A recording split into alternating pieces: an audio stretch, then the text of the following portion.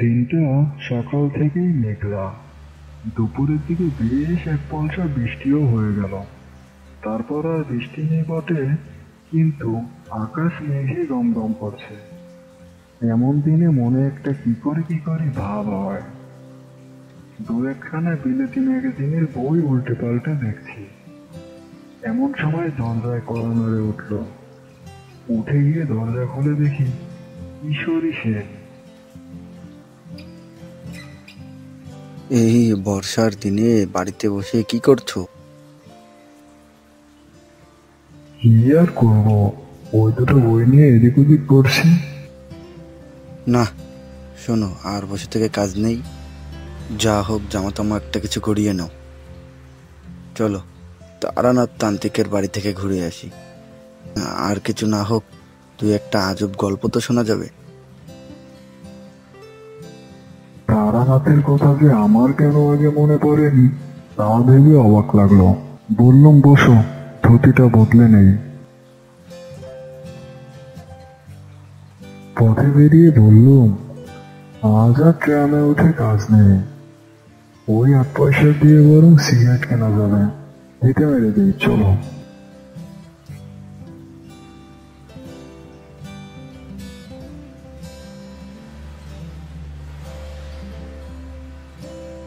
তারানাথের বাড়ি হাজির হলাম।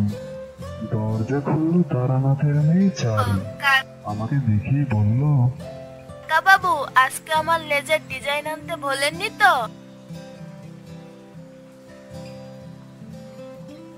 আজ ভুলিনি, আগে থেকেই পকেটে রেখে দিয়েছিলাম।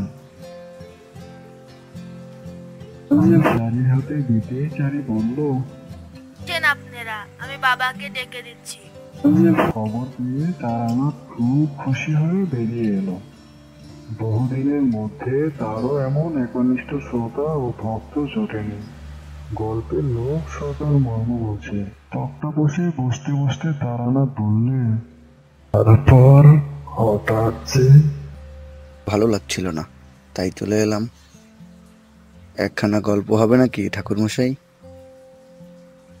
বসো বসো, আগে জমিয়ে বসো।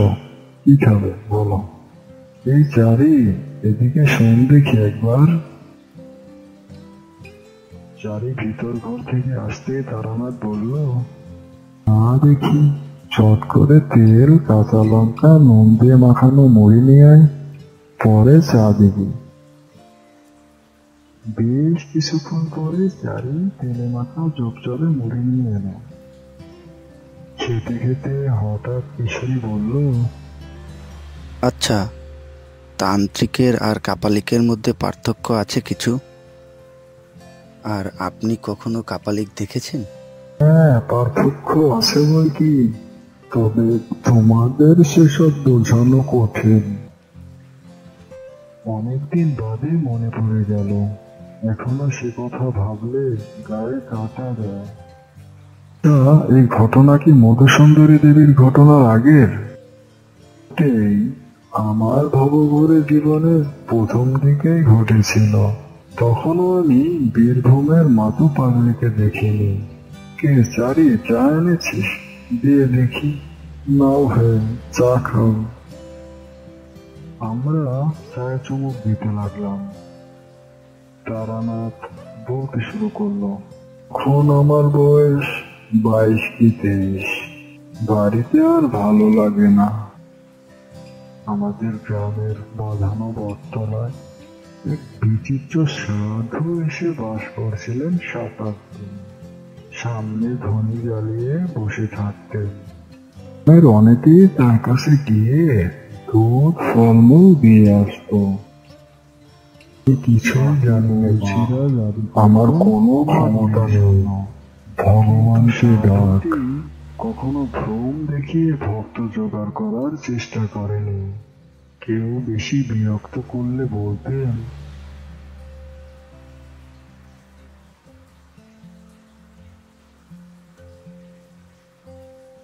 আর তাকে বেশি ধরাধরি করলে বলতেন, যা, তোর হয়ে আমি ভগবানের কাছে প্রার্থনা করব।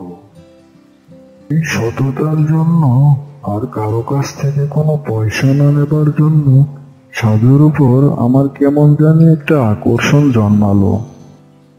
তা গেলাম একদিন সাধুর বটতলায়। একদিকে বসে আছি, নানান রকম লোক এসে সাধুর কাছে নানান রকম কথা বলছে। সাধু সবাইকে হেসে বিদায় জানাচ্ছেন। এসব মিটতে মিটতে বিকেল গড়িয়ে অন্ধকার নেমে এলো। এবার সেখানে কেবল আমি আর সেই সাধু। পাশ থেকে একটা চালাকাক নিয়ে ধনির ভিতর গুঁজে দিতে দিতে সাধু বললেন, এদিকে এগিয়ে আয়। এরপর ধনির আলোয় আমাকে বেশ কিছুক্ষণ দেখার পর সাধু একটা নিঃশ্বাস ছেড়ে বললেন, সন্ন্যাসী হওয়ার ইচ্ছা আছে তাই না? তোর সব হবে না, তবে তোর কপালে অনেক সাধু সংগ্রহ আছে দেখছি। কিছু শক্তিও পাবি, কিন্তু সংসারে তোকে থাকতেই হবে। বললাম, আপনি তো কাউকেই কিছু বলেন না, আমাকে এসব বলছেন যে? সাধু কিছুক্ষণ চুপ করে থাকার পর বললেন, তোর কপালে তন্ত্র সাধনার চিহ্ন আছে, তা অস্পষ্ট। এ চিহ্ন না দেখতে পেলে তোকে সব কিছুই বলতাম না। তোর অধিকার আছে জানার। আমি উৎসুক হয়ে উঠলাম, বললাম, আর কি কি দেখতে পাচ্ছেন সাধুজি? আর যা দেখতে পাচ্ছি তা খুব ভালো নয়। এরকম বছর খানেকের ভিতর তোর খুব বড় বিপদ আসতে চলেছে। ভালোই হয়েছে আমার সঙ্গে তোর দেখা হয়ে, না হলে প্রাণ সংশয় হতে পারত। কিরকম বিপদ তা না বললে তার থেকে বাঁচবো কি করে তা আমিও ঠিক বলতে পারছি না। জানলে ঠিক নিশ্চয়ই বলতাম। আচ্ছা, এই 1 বছরের মধ্যেই যে বিপদ আসবে তা বলছেন কি করে? তার আগে কিংবা পরেও তো আসতে পারে। ওটা আমার অভিজ্ঞতা থেকে বলছি। চুপ করে বসে রইলাম। বলাই বাহুল্য, গা বেশ ছমছম করছিল আমার। বেশ কিছুক্ষণ পর সাধু বললেন, তোকে আমি একটা জিনিস শিখিয়ে দিয়ে যাচ্ছি, ভালো করে শিখে রাখ। যদি কোনোদিনও কোনো বিপদ আসছে বলে মনে হয় বা কোনো অস্বস্তির মধ্যে পড়িস, তাহলে এই প্রক্রিয়াটা করবে। তাতে যত বিপদ আসুক প্রাণটা বেঁচে যাবে। কি প্রক্রিয়া সাধুজি? এলে এটা ভালো করে দেখ, আর এই মন্ত্রটা মুখস্থ করে নে। একে বলে গাত্র বন্ধন। প্রক্রিয়াটা শিখতে বেশিক্ষণ লাগলো না। তারপর বললাম, কিন্তু বিপদ যে আসছে তা বুঝবো কি করে? তোকে কিছুটা শক্তি দিলাম, আজ থেকে ভালো মন্দ সবকিছু তুই আগে থেকেই টের পাবি। আমাকে শিষ্য করে নিন সাধুজি। আপনি যা বলবেন আমি তাই করব, আপনার সেবা করব। ওসব হবে না, যা কেটে পড়। আবার কবে আপনার দেখা পাবো? এমনিতেই আমার দেখা পাবি না, তবে সত্যি কোনোদিন যদি তোর প্রাণ সংশয়ের আশঙ্কা থাকে তবে তা আমি আগে থেকেই জানিয়ে দেব। এবার যা যা যা বাড়ি যা। বাড়ি ফিরে এলাম। সাধু সে আস্তানা ভেঙে কোথায় চলে গেলেন কে জানে। বিকেলে সে বটতলায় গিয়ে দেখি কিছু ধনির ছাই আর আটপোড়া কাঠ পড়ে রয়েছে। এখানে বেশ কিছুদিন কাটলো, কিছুই যেন আর ভালো লাগে না। পথ যেন দুহাত ছানিলে আমাকে ডাকছে। এমনই একদিন সত্যি বেরিয়ে পড়লাম কয়েকটা জামা কাপড় আর 10টা টাকা নিয়ে। সারাদিন পথ হেঁটে বেড়াই, আর রাতে কোনো গৃহস্থের বাড়ি আশ্রয় নেই। কার লোকজন ছিল ভালো, অভাব ছিল না। গোলা ভর্তি ধান, পুকুর ভর্তি মাছ, গরুর দুধ। কে যত্ন করতে সে যুগের লোক কোনো ত্রুটি করত না। কিছুদিন ঘুরে বেরিয়ে বিরক্তি ধরে গেল। রোজ পথ হাঁটা, লোকের বাড়িতে আশ্রয় নেওয়া, তারপর তাদের বাড়িতে ভালো মন্দ খাওয়া। ওর জন্যই কি বাড়ি থেকে বেরিয়েছি? কি ভাতের অভাব ছিল? কিন্তু যা চাই তা পাই কই। যাই হোক, এমনই একদিন পথ হেঁটে একটা গ্রামে এসে পৌঁছালাম। গ্রামটায় ঘন বসতি নেই, একটু ছাড়া ছাড়া বাড়িঘর। একটা বড় আমবাগানের পাশে বেশ সুন্দর একটা বাড়ি দেখে সেখানে আশ্রয় নেব ভাবলাম।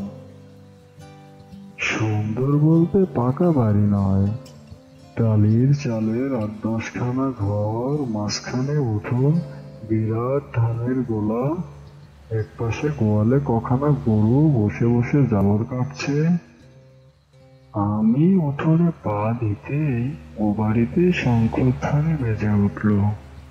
উঠোনে এদিক ওদিক তাকাচ্ছি, এমন সময় কালো মধ্যবয়সী একটা লোক এসে বললেন, কি চাই? আমি ভিনদেশি লোক, রাত্রিটা একটু থাকবার সুবিধা হবে কি? আপনি? তারপর আরে আসুন আসুন আসুন, বসুন, এখানে বসুন। ব্যস্ত হয়ে আমায় নিয়ে দাওয়ায় বসালেন, পা ধোয়ার জল দিলেন। লোক বেশ ভালো। চাষবাস আছে প্রায় 50 বিঘে। আমাকে রান্না বান্নার ব্যবস্থা করে দিয়ে তিনি ঠায় বসে রইলেন আমার সামনে। মাঝে মাঝে ফুকোটা আমার দিকে এগিয়ে দিয়ে বলেন, ঠাকুর মশাই, আপনি সাহায্য, ব্রাহ্মণের পোশাক পাবো আজকে। তাই কথায় আমি বললাম, এখানকার আতিথেয়তা অনেক সুন্দর। আচ্ছা, এই যে আপনি আমাকে এত যত্ন করছেন, তাতে আপনার লাভ কি? ছি ছি ছি ছি ছি, ও কথা বলবেন না। ব্রাহ্মণ ঠাকুরের হাঁড়িতে দুমুঠো চাল দিতে পারছি, সে তো আমার সৌভাগ্য। তবে কি জানেন তো, কথা কি ঠাকুরমশাই, সব অতিথি তো আর সমান হয় না। এই তো সেদিনকে ৩ সাতেক আগে আমাদের বাড়িতে যে কি কাণ্ড হলো। কি হয়েছিল? চুরি টুরি নাকি? না, এ হলে তো বেশ ভালোই হতো। এই গেল সোমবার বিকেলের দিকে এক লাল কাপড় পরা সন্ন্যাসী এসে বললেন, তোমার এখানে থাকবো। তো আমার সাদা মনে কাদা নেই, বললাম থাকুন। দিব্যি চেহারা তার, ফর্সা রং, ইয়া মোটা বৈথের বোঝা, দেখে কিছু বোঝার উপায় নেই। তবে সেই রাত্রে কিছু হলো না। পরের দিন সকালবেলা সন্ন্যাসী যাওয়ার সময় আমাকে বললেন, যে মেয়েটি রান্নার জিনিসপত্র আগিয়ে দিচ্ছিল সে তোমার কে হয়? আমি বললাম আমার মেয়ে। কিন্তু কেন বলুন তো? তারপর কি বলবো আপনাকে, সন্ন্যাসী যা বলল তা শুনে আমার মাথায় রক্ত উঠে গিয়েছিল। বলে কি, তোমার ওই মেয়েটিকে আমায় দাও, আমি ভৈরবী করব। তারপর আর কি, আমার চেঁচামেচিতে পাড়ার লোকজন জড়ো হলো। আমি বললাম, ঠাকুর, তুমি ব্রাহ্মণ বলে শুধু পার পেয়ে গেলে, নইলে মাধব ঘোষের মেয়ের দিকে নজর দিয়ে এ গ্রাম থেকে আর বের হতে হতো না। সন্ধ্যা আমার দিকে খটখট করে তাকিয়ে বলল, কাজটা ভালো করলি না, এই কাজের ফল তুই হাতে নাতে পাবি। প্রতি সপ্তাহে নতুন নতুন ভূতের গল্প দেখতে রূপালী টোনস চ্যানেলটি সাবস্ক্রাইব করুন, সেই সাথে বেল আইকন প্রেস করতে ভুলবেন না। মাধবের অতিথি যত্নে কোনো ত্রুটি নেই। এরপর পরের দিন সকালে উঠে আমি মাধবের কাছে বিদায় নিলাম। সকাল ধরে হাঁটছি। পুরে একটা গঞ্জ মতো জায়গায় চিড়ে দই কিনে খেলাম। তারপর আবার হাঁটতে শুরু করলাম। এরপর হাঁটতে হাঁটতে ঠিক সন্ধ্যেবেলায় যেখানে এসে পৌঁছালাম, সেই জায়গাটার ত্রিসীমানায় কোনো গ্রাম নেই। দেখলাম পাশ দিয়ে একটা ছোট্ট নদী বয়ে গেছে। তখনও আকাশে মৃদু আলো রয়েছে। আমি কি করব বুঝতে না পেরে নদীর পাড় ধরে হাঁটতে শুরু করলাম। মিনিট 15 হেঁটে দেখি একটা শ্মশান। সেখানে গিয়ে দাঁড়িয়ে চারদিক দেখছি। হঠাৎ ভারী গম্ভীর গলায় পিছন থেকে কেউ একজন বলে উঠলেন, কি চাই, কি দরকার এখানে? চমকে পিছনে তাকিয়ে দেখি একজন সাধু দাঁড়িয়ে। আমি তাকে প্রণাম করে সবিনয়ে জানালাম আমার বিশেষ কোনো দরকার নেই। হাঁটতে হাঁটতে এখানে এসে পৌঁছেছি মাত্র। কোথায় যাওয়া হবে? কোথাও না। মানে কোনো ঠিক নেই। সাধু কি বুঝলেন তা আমি জানি না। কিছুক্ষণ আমার মুখের দিকে তাকিয়ে রইলেন। তারপর খুব সূক্ষ্ম একটা হাসি হেসে বললেন, আমার সঙ্গে আয়। তা গেলাম তার পিছন পিছন। শ্মশানের বেশ অনেকটা ভিতরে গিয়ে দেখি একটা গাব গাছের নিচে মরার মাদুর চাদর এসব দিয়ে সাধু বেশ একটা ঝুপড়ির মতো বানিয়েছেন। বললাম, আপনি এখানেই থাকেন? অসুবিধাটা কোথায়? সাধুর কথাবার্তা যেন কেমন কেমন। অসুবিধার কি আছে, আমি এমনি বলছি। পর সাধু আমাকে ঝুপড়ির বাইরে বসতে বলে নিজে ভিতরে ঢুকলো। বেরিয়ে এলো দুটো পাকা কলা হাতে করে নিয়ে। খাও। কি উদ্দেশ্য নিয়ে বেরোনো হয়েছে বাড়িতে? ইচ্ছা নাকি? আমি উত্তর না দিয়ে চুপ করে বসে রইলাম। আমার কাছে থেকে যা, আমি তোকে চালা করে নিব। কিরে, থাকবি? কপালে তন্ত্র সাধনার চিহ্ন আছে, তুই থেকে যা আমার কাছে। আমি একটু ফা পড়ে পড়লাম।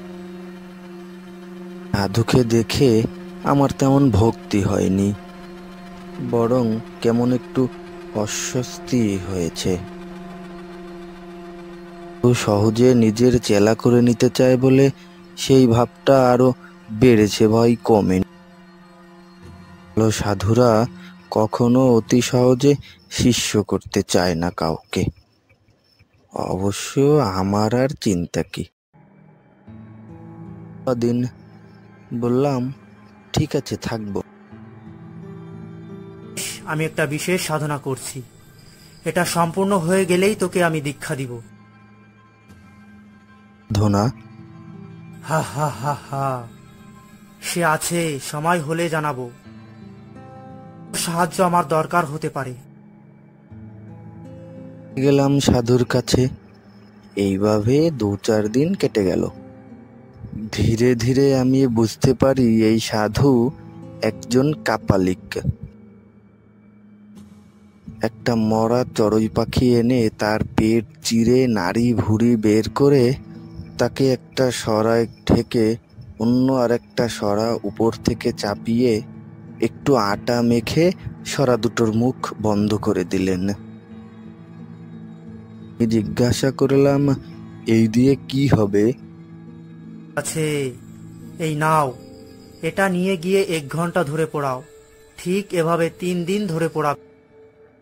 সাধুর কথা মতো আগুনে পোড়াতে লাগলাম সেটা। এমন ভাবে 2 দিন কেটে গেল। একদিন সকালে দেখি সাধুজি একটা নিম গাছের ডাল কেটে তা দিয়ে একটা পুতুল বানাচ্ছে। নাক মুখ চোখ সব শুধু একটা মানুষের আকৃতি। সেই দিনও অবাক হয়ে জিজ্ঞাসা করলাম, এই দিয়ে কি হবে? আছে। তখনও আমি ওই সাধুর আসল উদ্দেশ্য কিছু বুঝতে পারিনি। বুঝতে পারলে কবেই ওখান থেকে পালিয়ে যেতাম। এমনই আরো 2-3 দিন কাটলো। একদিন বিকেলবেলা আমি সাধুকে জিজ্ঞাসা করলাম, আপনি কি প্রক্রিয়াকরণ করছেন, আমি কি একটু জানতে পারি? চালানোর প্রক্রিয়া করছি। বেতাল? বেতাল কি? বেতাল হলো এক ধরনের নিষ্ঠুর অপশক্তি। একবার তাকে জাগ্রত করলে তার কাজ শেষ না হওয়া অবধি তার নিদ্রা নেই। এই শুনে আমার গা ছমছম করে উঠল। বললাম, আর যদি কাজ সম্পূর্ণ করতে না পারে, যদি বাধা পান? বেতালকে বাধা দেওয়া অত সহজ নয়, কিন্তু কোনোভাবে যদি বাধা পেল, তাহলে ফিরে এসে যে জাগিয়েছে তাকেই হত্যা করে। আজ রাতে তোমাকে বেতাল জাগানোর পদ্ধতি দেখাবো, ভয় পাবে না তো? সাধু তার ক্রিয়াকর্ম শুরু করলেন। সাধু সেই নিম গাছের পুতুলটা এনে তাতে বেশ করে তেল মাখালেন এবং সেটাকে কোমর অবধি পুতলেন মাটিতে। এরপর পদ্মাসনে বসে বিড়বিড় করে কি মন্ত্র পড়তে পড়তে পুতুলটায় চন্দনের ছিটে দিতে লাগলেন। সাধু আমার দিকে ঘুরে বললেন, কাঠ দিয়ে একটা ধুলি করো তো। করলাম। তারপর গাওয়া ঘিয়ে একটা জবা ফুল আর কিসব যেন মন্ত্র পড়ে আগুনে আহুতি দিলেন। সঙ্গে সঙ্গে একটা বিকট পোড়া গন্ধে ভরে গেল চারদিক। হা হা হা। আর সাধু বিকৃত গলায় হেসে উঠলেন। আমি দেখলাম সেই ধোঁয়ার মধ্য থেকে উঠে এলো একটা কালো মূর্তি। কিছুক্ষণের মধ্যেই সে বাতাসে কোথায় যেন বিলিয়ে গেল। তারপর সাধু আমার দিকে ঘুরে বললেন, হলো বেতাল। কোথায় গেল? তোমাকে এতদিন আসল কথাটা বলিনি, আজকে বলবো। আজ থেকে 15-20 দিন আগে এখান থেকে মাইল 20 দূরে একটা গ্রামে আমি মাধব ঘোষের বাড়িতে আশ্রয় নিয়েছিলাম। আমার মাথায় তখন বিদ্যুৎ খেলে গেল। তাহলে কি এই কাপালিকে সেদিন মাধব ঘোষের বাড়িতে হাঙ্গামা করছিল? ওইদিকে সাধু বলে চলেছেন, এই মাধব ঘোষের বড় মেয়ের, সেই মেয়েটি প্রকৃত সাধন সঙ্গিনী হওয়ার সমস্ত লক্ষণ বর্তমান ছিল। আমার কাছে আপাতত কোনো ভৈরবী নেই। পরদিন সকালে মাধব ঘোষের কাছে সেই মেয়েটিকে চাইলাম। ধোপ দিল তো নাই, অপরন্ত আমাকে অপমান করে বাড়ি থেকে বের করে দিল। এই অপমান আমার বুকে কাটার মতো গেঁথে রয়েছে। বেরিয়ে আসার সময় মাধব ঘোষ আমার ঘাড়ে হাত দিয়ে একটা ধাক্কাও দিয়েছে। আচ্ছা, আমার ঘাড়ে হাত, মাধব ঘোষ, এত সাহস, এবার দেখাবো তোমাকে। হা হা হা। আমি ভয় পেয়ে বললাম, কি করবেন আপনি? ও কি করেছি তো, এই যে বেতাল পাঠালাম। কোথায় গেল সে? পাঠালাম ওই মাধব ঘোষের বাড়িতে। বেতাল তার কি ক্ষতি করবে? আজ তার বাড়িতে কিছু একটা করে আসবে বেতাল। কাল আমাবস্যা। আর ওই যে নিম কাঠের পুতুল দেখছো, ওটা হলো মাধব ঘোষের প্রতিমূর্তি। কাল ওটা আমি বেতালের সামনে আহুতি দেব। তারপর পরশু মাধব ঘোষের মৃতদেহ পড়ে থাকবে বাড়িতে। হা হা হা। সাধুর মুখখানা এখন আমার কাছে এক ভয়ঙ্কর নেকড়ে বাঘের মতো লাগছিল। আমি আর সহ্য করতে না পেরে তাকে বললাম, তো এই আপনি অন্যায় করছেন, এটা ঠিক? বলতে চাস তুই আমি অন্যায় করেছি? আমার মনে তখন কেমন যেন সাহস এসে গেল। হ্যাঁ, আপনি অন্যায় করছেন। আপনার এই মতলবের কথা আগে জানলে আমি আপনার সঙ্গে একদিনও থাকতাম না। প্রতিহিংসা সাধনের জন্য নরহত্যা মহা অধর্ম। দুঃখ, একজন কাপালিকের কাছে প্রতিহিংসার জন্য নরহত্যা অধর্ম নয়। তুই এসবের কি বুঝবি? আপনার মতো নরকের কীটের কাছে আর নয়। এই আমি চললাম। এই বলে হরহর করে শ্মশান থেকে বের হচ্ছি, এমন সময় সাধু পিছন থেকে বললেন। পরের দিন অবিশ্রাম হেঁটে যখন দুপুর গড়িয়ে এলো, তখন আমি এসে পৌঁছালাম মাধব ঘোষের বাড়িতে। দেখলাম সমস্ত বাড়িটা যেন কেমন ঝিমিয়ে আছে।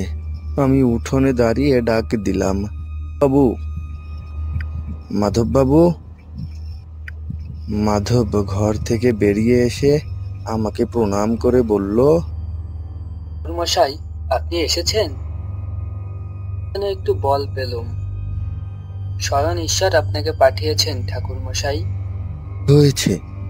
কোনো বিপদ আপদ হয়নি তো? বিপদ?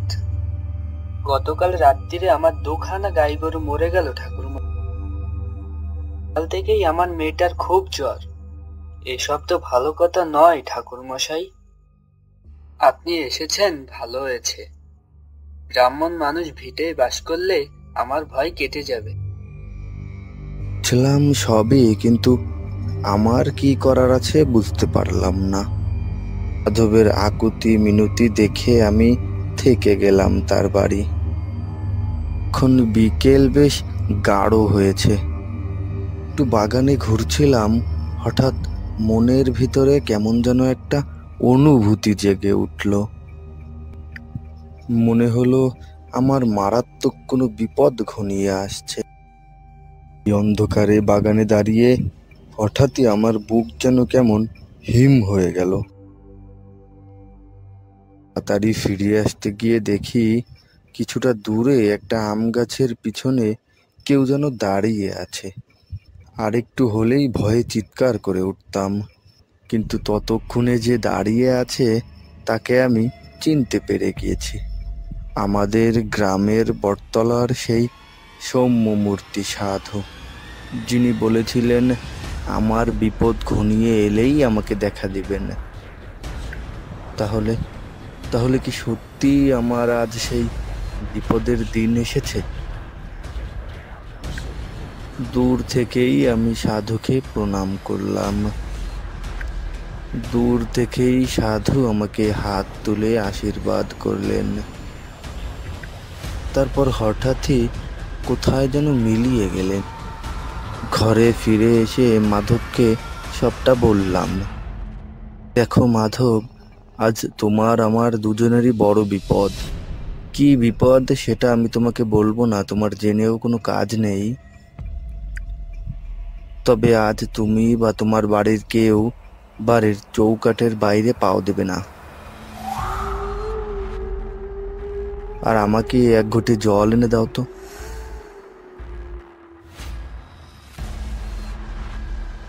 মাধব দৌড়ে 1 ঘটি জল নিয়ে এলো। সেই সাধুর দেওয়া গাত্র বন্ধনের জল দিয়ে জলটা শোধন করে বাড়ির চারদিকে ঘুরিয়ে ঘুরিয়ে জলটা ছিটিয়ে দিলাম। বাড়ির চারদিকে ঘুরে ঘুরে ছিটিয়ে গন্ডি কেটে দিলাম। এরপর খাওয়া হলে আমি মাধবকে ডেকে বললাম, তে সবাই শুয়েছে? হ্যাঁ হ্যাঁ ঠাকুর মশাই। এরপর আমি আর মাধব খাটের উপর বসে রইলাম। হঠাৎই এক প্রচন্ড তীব্র বাতাসে বাইরের আম গাছ কেঁপে উঠল। এর সময় নয়, কিছুই নয়, হাওয়া এলো কোথা থেকে। ক্রমেই সেই হাওয়া বেড়ে রীতিমতো ঝড়ে পরিণত। পাশের ঘর থেকে মেয়েরা কেঁদে উঠল। আমি চেঁচিয়ে বললাম, কেউ বাইরে আসবেন না। এবার সেই ঝড়ের শব্দের মধ্যে কার যেন বীভৎস হুঙ্কার শুনতে পেলাম। কে যেন অমানসিকভাবে হুঙ্কার করছে। কে যেন ঝড়ের ছদ্মবেশে প্রাণপণে চেষ্টা করছে বাড়িতে ঢোকার। সে বারবার অদৃশ্য কিছুতে বাধা পাচ্ছে। বেশ খানিকক্ষণ এমনটা চলার পর হঠাৎ সেই ঝড়টা যেন থেমে গেল। বাগান আবার শান্ত হলো। বুঝলাম যে বাড়িতে ঢোকার চেষ্টা করছিল তার উদ্দেশ্য সফল হবে না বুঝতে পেরে চলে গেছে। মাধব ঘোষ আতঙ্কিত চোখে আমার দিকে তাকিয়েছিল। পরের দিন সকালে খবর পেলাম মাধবের মেয়ে একদম সুস্থ হয়ে গেছে। পর মাধবের ওখান থেকে বিদায় নিয়ে প্রায় মাইল খানেক হেঁটে চলে এসেছি। কি ঘোড়ায় চড়ে এক দারোগা বাবু কোথায় যেন চলেছেন, তার পিছনে দুজন পাগড়িওয়ালা সিপ। আমার পাশ দিয়ে যখন তারা হেঁটে যাচ্ছিলেন তখন একজন সিপাহীকে জিজ্ঞাসা করলাম, কোথায় চলেছ? সামনে বিরামখালিতে একটি শ্মশান আছে জানেন, সেই শ্মশানে একজন কাপালিক থাকতো, সে খুন হয়েছে। খুন হয়েছে বোঝা গেল কি করে? মাথাটা নাকি একেবারে মুচড়ে উল্টে ঘুরিয়ে দিয়েছে কেউ, অনেকে মিলে করেছে। আর আমি তখন সব বুঝতে পেরেছি। কাপালিকই তো বলেছিলেন, বেতাল বাধা পেলে ফিরে গিয়ে যে জাগিয়েছে তাকে গিয়ে আক্রমণ করে। প্রতি সপ্তাহে নতুন নতুন ভূতের গল্প দেখতে রূপালী টোনস চ্যানেলটি সাবস্ক্রাইব করুন, সেই সাথে বেল আইকন প্রেস করতে ভুলবেন না।